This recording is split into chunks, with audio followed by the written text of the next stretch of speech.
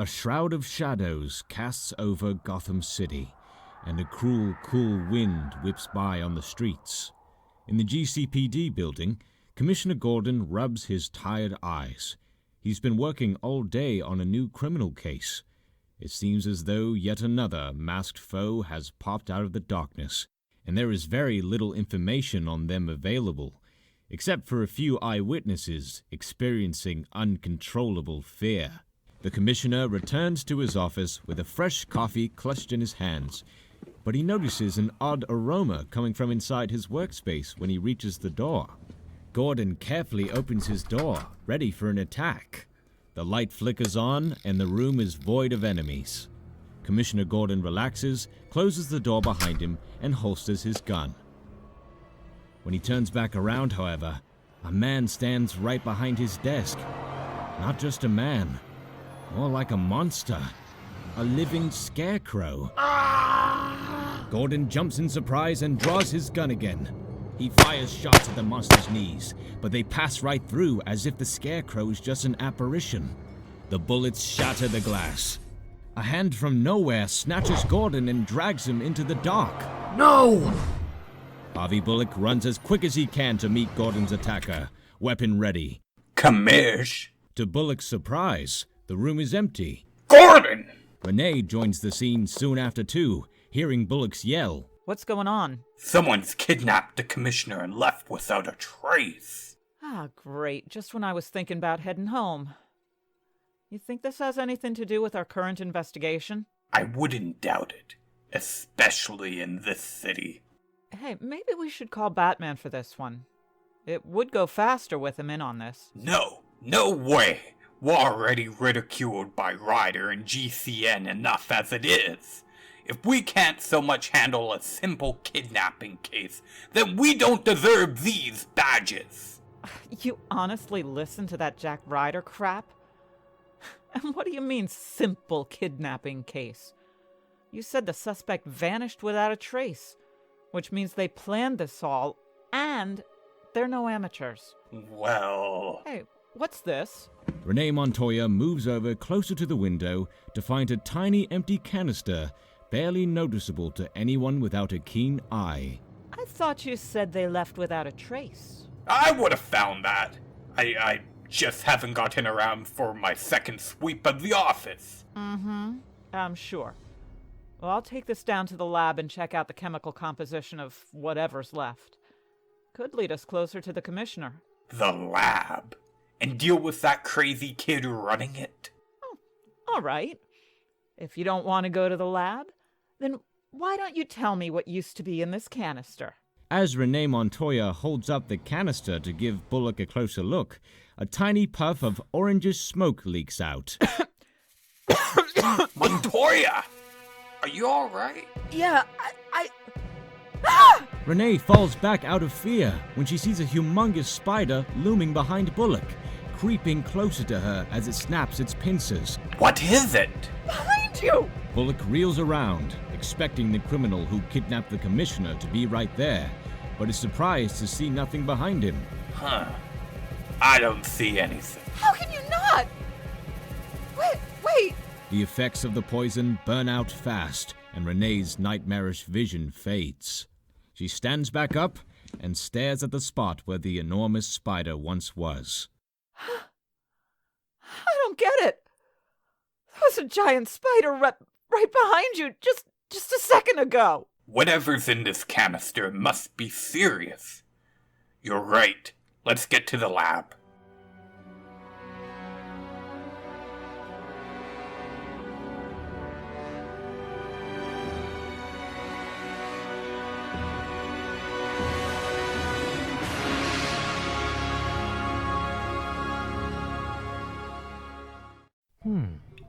This is interesting.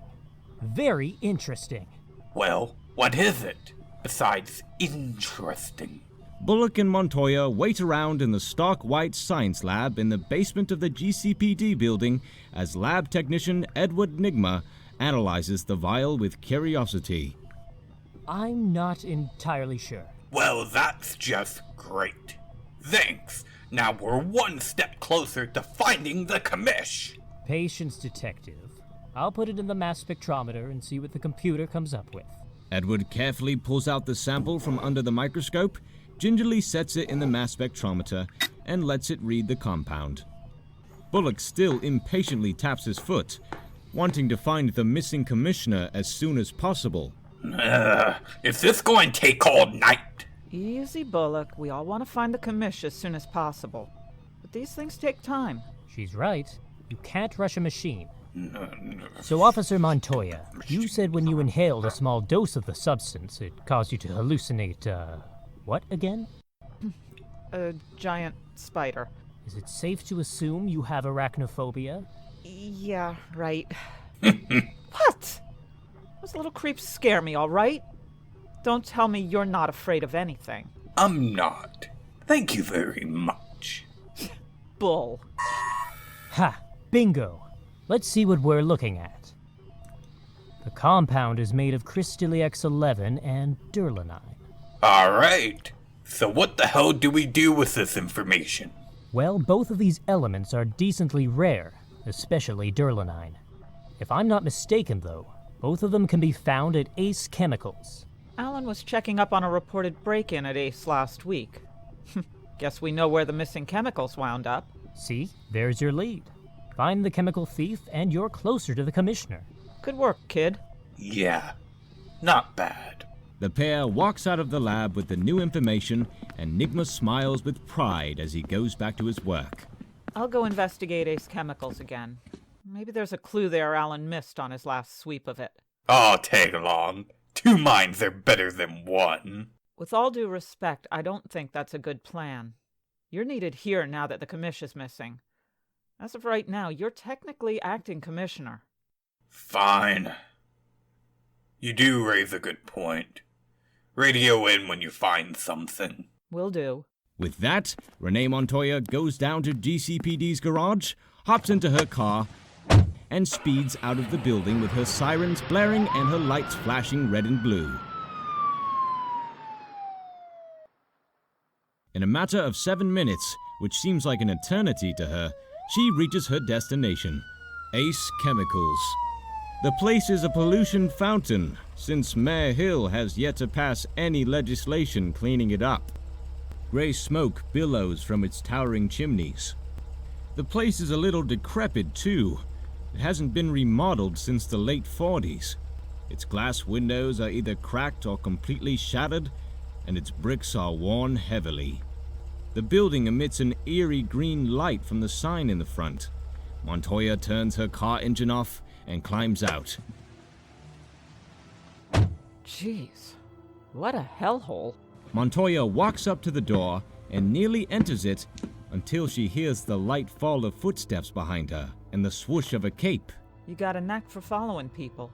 Investigating the break-in again? In a way, yes. Look, I was told not to tell you, but yeah, you'll probably find out anyway. The commissioner's been kidnapped. The only clue we have is a compound left at the scene. And it's weird stuff, too. I accidentally got a whiff, and I was overcome with terror. Our cases may be tied then. What do you mean by that? I recently encountered a thug with similar symptoms. He must have been exposed to the same chemical compound. Huh. Well, since you're already here, shall we investigate this thing together? What was your plan before I showed up? I was thinking about going around Ace Chemicals again and seeing if I could scrounge up anything leading us to the suspect. Now that I've got you here, though, you wouldn't happen to have a way to track a chemical trail now, would you?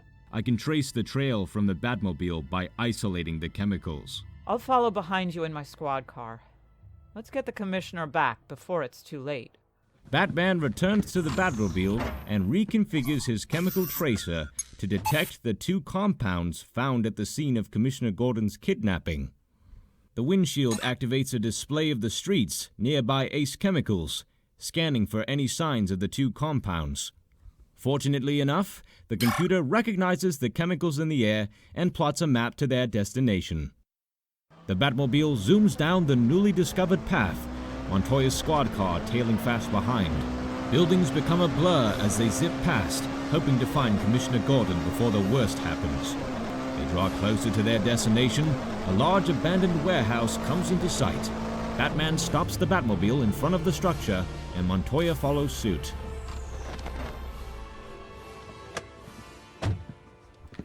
Well, the suspect sure knows how to pick a mysterious hiding spot. The chemical readings are powerful here. The compound must have been transmogrified in this very building. Anyone home? Batman pulls out his heat-seeking goggles and scans over the building before him. Gee, you've got a toy for every occasion. 4 goons on the first floor, and roughly 6 on the second. There's a room that I can't see into, so there might be more. Shall we go introduce ourselves? Indeed. Batman and Renee Montoya cautiously head towards the old warehouse, on their guard in case of a surprise attack from the dastardly occupants of the building. Meanwhile, inside a dimly lit room, Commissioner Gordon jolts awake and quickly assesses his situation. He notes that he is bound tightly to a chair, hardly able to move anything other than his head. He notices the room is rather small. It could almost pass for a walk-in closet. The paint is severely chipped, and mold has begun to set in.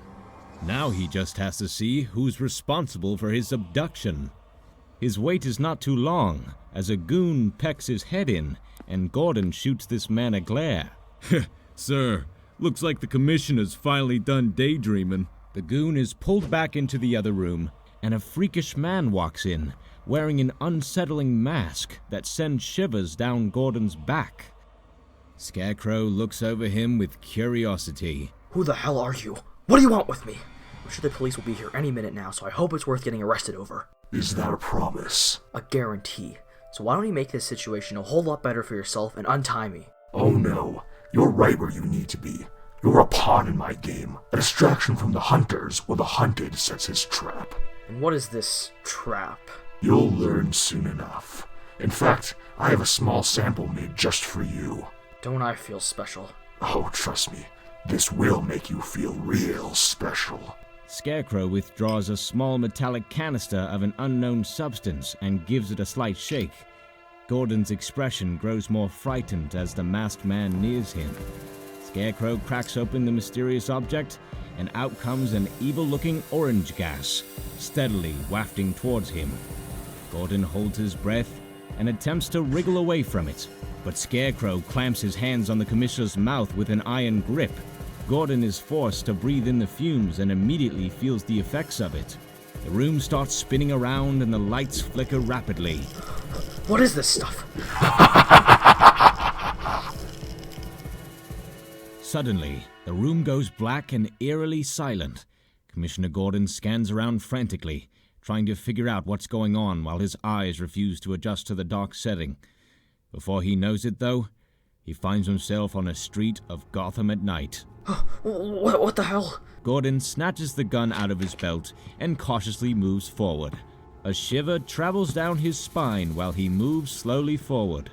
Commissioner, you all right there? The commissioner jumps at the sound of the familiar voice and turns to face his fellow officer. Crispus gives Gordon a concerned look. Get enough sleep last night, sir? I'm fine, Alan. It's just... When did we get here? We got here about 5 minutes ago. Don't you remember? Are you sure you're up for this? Seems like a conflict of interest. What do you mean? It's just... The two men depart from their conversation and sprint towards the sound of the shot, drawing their weapons. They come across the victim quickly and are shocked to see who it is. Bullock. Commish. She ran up ahead. Commissioner, he's gone. Commissioner Gordon holds the lifeless body of Bullock in his hands for a moment, allowing a tear to slide down his cheek. He remembers, though Bullock was a pain to deal with often, he still cared about him. I'm so sorry, Harvey. I swear to you, we'll take that son of a bitch down and lock them away for good. Gordon sets Harvey's body back down on the street and gets up, immediately hearing another gunshot ring out close by. Gordon wastes no time running towards the source, but Alan lags behind. Wait, Commish. Shouldn't we go about this with more caution? There's no time! Gordon races after the criminal. getting a flash of their long red hair when he enters another dark alleyway. Stop right there! The perpetrator does no such thing, continuing to run and even firing off a shot at Gordon, just missing his shoulder. Gordon's had it with this killer and is not letting them get away with another murder. He shoots at the running figure, trying to hit their legs. Most of his bullets just miss the murderer, but one strikes home. The commissioner keeps his gun trained on the perp, whose face is pressed against the hard ground as blood begins to spill from their flesh wound. Gordon quickly and forcefully grabs their arm and turns them over. New tears slip out of his eyes when he sees who it is. The murderer is none other than Barbara Gordon. Clinging tightly onto life, but the angel of death is approaching. Gordon drops his pistol in shock. Barbara? What the hell? You did this to me, Dad. You weren't there for me. You let me defend for myself while you were supposedly saving the city. All the good that did, you couldn't even save me. You're a failure. Barbara, why? Why would you do this? Why, Barbara, why? I don't know what's gotten into you, but you're not going anywhere, no matter what. Horrible things you've done. You're my daughter. Please don't go. I can't live without you. Then die. Barbara loses consciousness, and the commissioner crouches down beside her, tears flowing faster than before. He's given up all hope and just wallows in shame and depression. He's stuck in Scarecrow's trap like a fly in a spider web.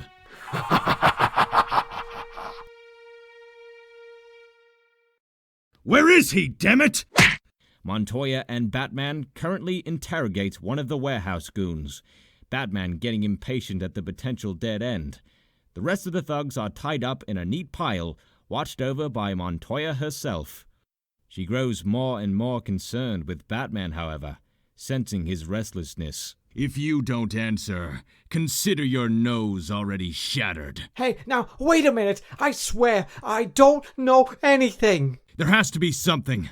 Some seemingly insignificant detail you haven't told me. Batman begins to swing his fist, but... Wait, all right, there is something.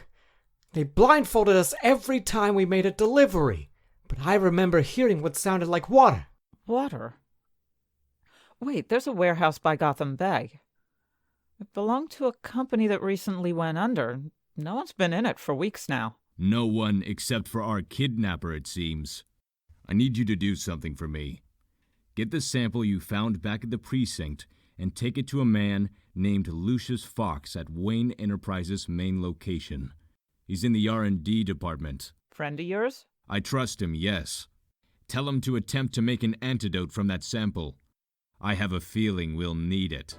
All right, I'll get right on it. What'll you do? Save the commissioner. Without another word, Batman departs from the scene quickly, leaving Montoya to take care of the remaining goons and hopefully get the head of Wayne Enterprises' research and development team to create a cure for Scarecrow's toxic serum. A little later, after Montoya speedily delivers the goons to GCPD lockup, she takes off with haste towards Wayne Enterprises, having two thoughts in her mind. One, will this Mr. Fox still be there at this hour? And two, how does he know Batman? What's their connection? That second wasn't important now, but Renee couldn't help but think on it longer than she wanted to. Before she knows it, she's reached the building. She doesn't bother with a parking spot, stopping the car right in front of the entrance and rushing out. Montoya makes sure she has the sample with her and dashes into the building. She gets an odd look from the receptionist, but she simply pulls out her badge and shows it to him. Where's research and development? Bottommost floor. Thanks. She sprints down the stairs until she's on the level the receptionist was referring to. A large open space with numerous gadgets set up and boxes spanning all over the place. A man looks up from his desk in surprise at the new arrival. Mr. Fox? That's me. Do I know you? Officer Montoya, GCPD. I need your help. Batman sent me to find you. Batman? How curious. Montoya walks up to Lucius's workspace and gives him the vial of Scarecrow's toxin. What am I looking at? Our lab guy says it's some sort of substance that induces a fear state. Curiouser and curiouser. I'm assuming Batman needs an antidote for this? As fast as you can make it. I'm on it. Let's see what we've got here. Lucius puts the substance in an electronic microscope and analyzes it for a moment. Well, whoever made this sure didn't want to make this easy for me. Can you do it? We'll find out. Elsewhere, Batman steps on the gas and the Batmobile rushes towards the goal, saving the Commissioner and potentially all of Gotham. He reaches the warehouse without much trouble and steps out of the Batmobile. He activates his heat-seeking goggles and gives the warehouse a scan. He notes the many goons that have taken refuge there, most armed with at least one sort of melee weapon, a few guns. Batman then sees a person tied to a chair, feeling relief knowing it is the missing police commissioner. He continues to sweep the building, assessing it for entry points. Batman locates a vent that leads directly into the warehouse. Perfect. He locates his heat-seeking goggles and prepares himself for the fight ahead. Inside the warehouse, the goons stand around and wait impatiently for something. So, there I was, just chilling out in old bipolar face's lair. Real dump if you ask me. I know, right? This guy's never had a clean place. I worked with him back in the day. We were always in these back alleyways. Thought I'd get tetanus just walking around in there. Yeah. So then, frickin' out of nowhere, that bird brain kid that always hangs around with the bat just bursts through the window. Like, damn, that kid's gonna be pulling glass out of his ass for weeks. Old Chuck was right there at the window, too. He got an armful. Wait, Chuck? Is he the guy we did that Joker job with? Nah, you're thinking of Paulie. We were on that Falcone job with him. The one where you, forgot your mask? Ah, yeah, Chuck! How's he doing these days? Well, While the goons converse, Batman begins stealthily taking out the henchmen in the compound, first grappling a goon into a back room and silently knocking them out. He moves on to the next one, being as quiet as possible. He taps the daydreaming thug on the shoulder. Huh? He turns around only to get a nice jab to the face. The criminal crumbles to the ground, Batman reacting quickly and snags his gun before it clatters down and alerts the others. He continues the challenge of eliminating his roadblocks, one at a time. He nearly blows it, however, when a goon turns around and almost yells out. Batman acts fast, grappling him away and knocking him out before he can alert the remaining thugs. And that was the second time I ran into Catwoman. Not literally, though. I wish. But I think it's destiny, you know? The third time this happens, man, I'm gonna ask her out. I don't even care if people will stare at us at a restaurant. Me, an incredibly charming and handsome guy, and Catwoman, a beautiful woman who likes cats maybe a little too much, but hey, I like cats too. What do you think, huh? A guy like me, with an absolute babe like that, huh? Huh? I mean, you don't have to be that honest, pal, jeez. I think I have a chance. Well, fine. Since you think you're so high and mighty, you ask her out. Are you even still... After taking down the final goon, Batman continues his mission and keeps his focus on his surroundings, not knowing where Gordon's kidnapper could be. He cautiously walks through the abandoned building, but suddenly wheels around when he hears what sounds like footsteps. The Batman. I must say, it's an honor coming face to face with a man that inspires such fear. Batman's eyes wander all around the room, but do not see who's speaking to him. He starts moving again, keeping a lookout for whoever's in the building with him. Come now, not even slightly curious about my big scheme? I thought that's how these things usually went. Show yourself. No, I'm perfectly fine where I am now. You must be used to being in control, pulling the strings, being fearless. Now, it's my turn. Out of seemingly nowhere, a gas pellet smashes down at Batman's feet, and the orange toxin rises fast. The Dark Knight tries to get out his gas mask on his utility belt, but it's too late. His vision starts to blur, and the room begins to spin. My vision returns to me. I'm no longer in the warehouse, but somewhere that constantly plagues my thoughts. Crime Alley. My eyes widen and my heart beats hastily at what is before me. My parents. Alive and well. I feel a tear slide down my face as I run after them. Mom, Dad, don't go. Don't leave me. Before I even know it, they're cruelly and greedily taken away from me. I run just as their corpses crash down on the cold pavement, still warm to the touch. Their crimson blood stains the ground as it leaks from them. An image burned in my head for years, revived. I feel the urge for vengeance surge through me, my feet already pounding on the pavement when I see the person who took them away from me. A hooded man dashing away from the scene of the crime. I push myself to the limit, ignoring the pain in my chest as my lungs yell out for air. I start gaining on him, entering a dark abyss. Though I can't see what's in front of me, I can still feel his presence. I see a light in the darkness, glowing closer, and I continue towards it. As I reach it, I realize I'm not a child anymore, but I'm back to my old self, standing in the Batcave, wondering if Robin found me and took me back to the Batcave. Ah! My momentary feeling of calmness fades away as my fear spikes up again. I waste no time running towards the sound of the scream, worried that someone has infiltrated the Batcave, and even more concerned about whose scream it was. It doesn't take long to find out. I can't believe my eyes. Alfred, stabbed through the heart and strewn across the Batcomputer keyboard.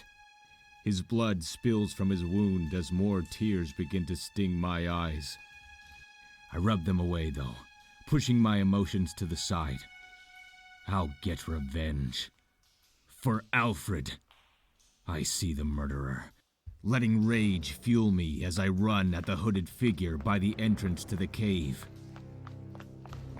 He climbs up the stairs and disappears into my manor before I can catch him. I follow him in, ready to put up a fight. As I enter, the horrific scene before me unleashes a tsunami of emotions.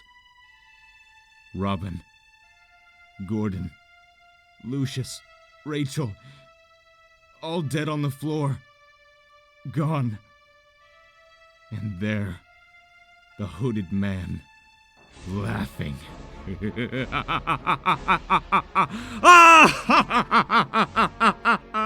I launch at the monster, knocking them down to the ground, but not stopping the maddening laughter. I wail on them, punching and punching, letting my fist get bloody. The hood falls off, and I stop. The man I'm beating to a pulp, the man who did all of this, murdered everyone I ever cared about, is none other than me. I fall back from the shock. No. I don't understand. How could I do this? You'll never be able to save the ones you love. You did this to them. Your choices will lead you here.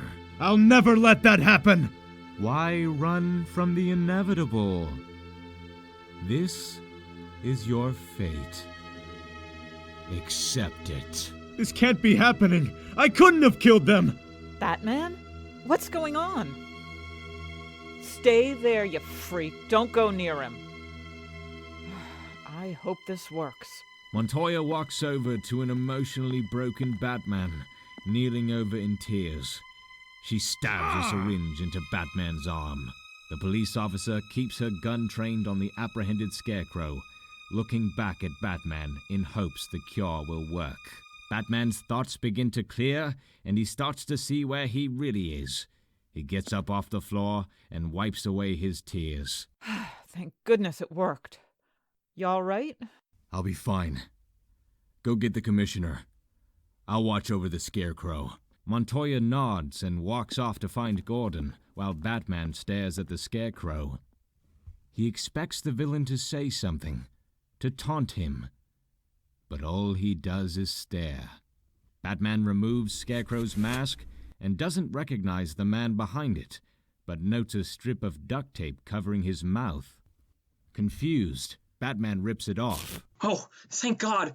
You gotta understand. I never wanted to do this. He made me. Who? Scarecrow. He's still out there somewhere. Look, I swear I don't know who he is or where. You gotta let me go. No, you're coming in for questioning. We will find this Scarecrow, wherever he is.